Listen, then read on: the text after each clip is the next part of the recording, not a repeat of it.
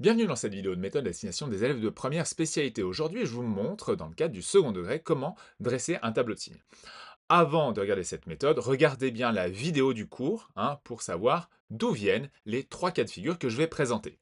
Si votre discriminant est positif, c'est-à-dire supérieur à 0, à ce moment-là, vous avez deux racines et de part et d'autre de ces racines, vous avez le signe de a, qui est le coefficient qui est devant le x carré. Entre les racines, vous avez l'opposé du signe de A, ou signe de moins A.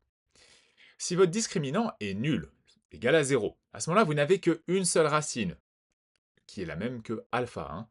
Et de part et d'autre de cette racine, vous avez le signe de A. Enfin, si votre discriminant est négatif, inférieur à 0, à ce moment-là, vous n'avez pas de racine, et le signe dans le tableau, c'est le signe de A. Alors, on va faire les trois exemples avec les fonctions utilisées jusqu'à présent. Pour f de x, moins 3x au carré plus 2x moins 3. Je rappelle, on a a, b et c, moins 3, 12 et moins 3. On a un discriminant qui est positif, qui vaut 108. On a donc deux racines qu'on a calculées auparavant, 2 moins racine carrée de 3 et 2 plus racine carrée de 3.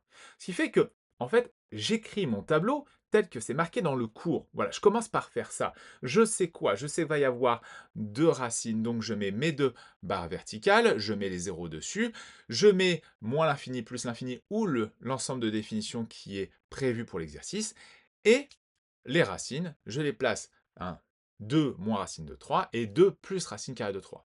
Ensuite, je regarde A. Alors, j'aurais pu l'entourer là, j'ai oublié de le faire, je suis navré, mais A égale moins 3. Donc, A est négatif, ce qui veut donc dire qu'entre moins l'infini et 2 moins racine de 3, sur cet ensemble de définitions, le signe est négatif.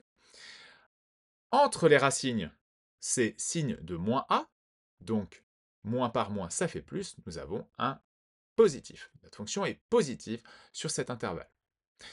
Et après, entre 2 plus racine carrée de 3 et plus l'infini, on retrouve le signe de A, à savoir un signe négatif.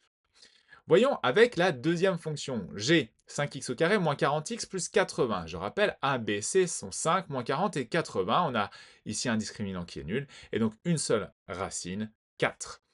Dans mon tableau, je sais que j'ai une seule racine, donc j'ai une seule barre verticale pour alpha qui vaut 4.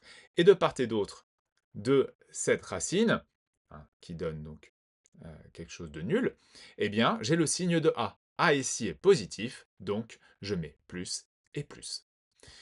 Enfin, pour h, 7x au carré moins 42x plus 64, on ne perd pas les bonnes habitudes, a, b, c, 7, moins 42 et 64, ce qui donne un discriminant, vous le savez, qui est négatif, car il vaut moins 28. Il n'y a donc pas de racine, donc dans mon tableau, je mets juste l'ensemble de définitions, et j'aurai le signe de A. Ici, A, c'est 7, 7 est positif, donc je mets un plus. Voilà pour cette vidéo de méthode, j'espère que vous l'avez aimé, que vous l'avez compris, surtout, n'hésitez pas à me poser des questions en commentaire et à vous abonner pour la suite.